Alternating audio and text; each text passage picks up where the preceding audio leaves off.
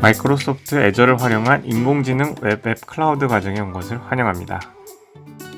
여러분은 클라우드 컴퓨팅에 대해 알고 있나요? 컴퓨팅은 컴퓨터가 처리하는 양을 나타냅니다. 클라우드 컴퓨팅은 클라우드에서 처리하는 컴퓨터의 양을 나타내는 거겠죠? 그럼 클라우드에서는 컴퓨터로 무슨 일을 하는 걸까요? 클라우드는 가상의 컴퓨터라고 생각하면 됩니다. 기존의 컴퓨터가 하는 역할을 대신해서 원격으로 자동으로 수행하고 저장 공간을 마련해서 사용자의 소중한 데이터를 저장할 수 있어요. 내가 가지고 있는 컴퓨터와 뭐가 다를까요? 첫 번째로 내가 원하는 만큼 클라우드를 빌려서 사용할 수 있어요.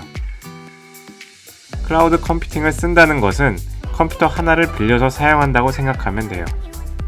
근데 이 컴퓨터의 기능을 다 사용하지 않고 내가 원하는 만큼만 또는 필요한 시간에만 사용을 하고 요금을 지불하는 구조입니다. 두 번째로는 우리가 컴퓨터를 사용하다 보면 컴퓨터가 느려지거나 저장 공간이 부족해지는 일을 겪었을 거예요. 그러한 상황에서 컴퓨터를 교체하거나 업그레이드를 해야 하면 CPU를 교체하거나 램을 직접 구매해서 추가로 설치해야 됩니다. 하지만 클라우드 컴퓨팅은 컴퓨터에 존재하는 가상의 컴퓨터 성능을 대신 사용하는 거기 때문에 물리적인 교체 없이 원격으로 CPU나 램 성능을 업그레이드 시키고 저장 공간도 원하는 만큼 늘리고 줄일 수 있어요. 실제로 클라우드를 활용해서 웹 서비스를 운영했을 때 어떠한 일들을 할까요? 웹과 같은 서비스는 사용자의 데이터들이 항상 쌓이기 때문에 주기적으로 따로 관리해줘야 합니다. 이러한 웹 기술과 같이 빠르게 변하는 분야에서는 기술이 새로 나온 것에 맞춰서 버전을 동일하게 해줘야 돼요. 웹은 전 세계에서 접근할 수 있어야 하기 때문에 항상 서비스를 가동시켜야 하고 필요에 따라서는 서비스를 잠시 멈추고 다시 시작하는 일들이 필요합니다. 이제 클라우드가 다양한 역할을 하는 건 알겠어요. 그럼 어떤 클라우드로 시작해 볼 수 있을까요? 다양한 서비스들이 있지만 이 과정에서는 애저를 배워볼 것입니다. 애저는 마이크로소프트에서 만든 클라우드 컴퓨팅 플랫폼이에요. 기존의 클라우드 서비스들이 제공하는 동일한 기능을 하지만 추가적으로 IoT, 웹사이트 및 데이터베이스 호스팅, 데이터 저장소, 인공지능 등을 제공합니다. 그리고 애저에서는 사용자가 편리하게 사용할 수 있도록 복잡한 기능들을 알기 쉬운 아이콘과 그래픽으로 표현해서 웹브라우저 상에서 사용자가 쉽게 관리할 수 있도록 서비스를 제공합니다.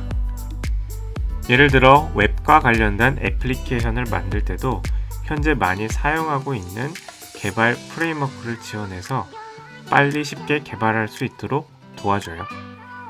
근데 우리가 계속 애플리케이션 또는 앱이란 단어를 많이 언급했어요.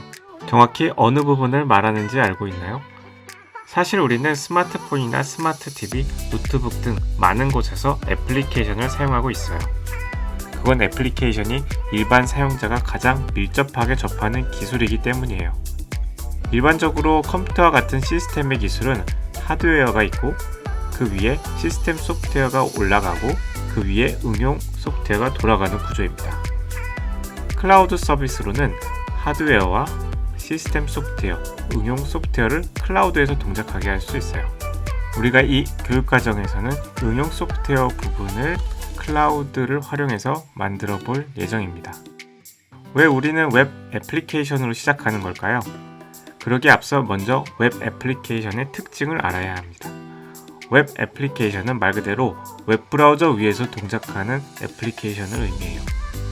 다들 다양한 웹브라우저를 사용하고 있죠? 이렇게 다양한 웹브라우저에서 똑같은 애플리케이션을 제공할 수 있는 것은 웹이 가지고 있는 장점 중에 하나입니다. 우리가 스마트폰이나 노트북에서 애플리케이션을 실행하기 위해서는 안드로이드, 윈도우, 맥 등 각각의 환경에 맞는 앱을 선택하여 다운로드 후 설치해야 합니다. 하지만 웹 애플리케이션은 웹 브라우저에서 단지 주소만 입력해서 접속하기만 해도 다양한 운영체제 위에서 동일하게 동작합니다. 실제로 우리가 사용하는 웹 애플리케이션은 어떤 것들이 있을까요? 요즘 실시간으로 수정 가능한 구글 문서나 은행을 대신하는 온라인 뱅킹, 수업을 볼 수 있는 온라인 클래스 등 다양한 영역에 뻗어 있습니다. 이제 대략적으로 무엇을 배울지는 알게 됐습니다. 그럼 이 교육 과정을 통해서 얻는 것은 뭘까요? 이 과정을 듣기 전까지는 우리가 자주 사용하던 웹서비스의 사용자로 머물러 있었지만 이 과정을 듣고 난 후에는 웹서비스를 직접 만들어보는 생산자 입장에서 생각해 볼 수 있어요. 이 교육 과정을 통해서 거대하고 복잡한 클라우드 서비스들이 어떻게 돌아가고 있는지 기본적인 구조를 알아볼 수 있습니다. 이 수업은 모르는 정보에 대해서 어떻게 찾아가는지를 같이 경험하는 수업입니다. 그리고 그 방법이 한 가지뿐만 아니라 다양한 길이 있다는 것도 알게 될 것입니다. 그럼 시작해 보겠습니다.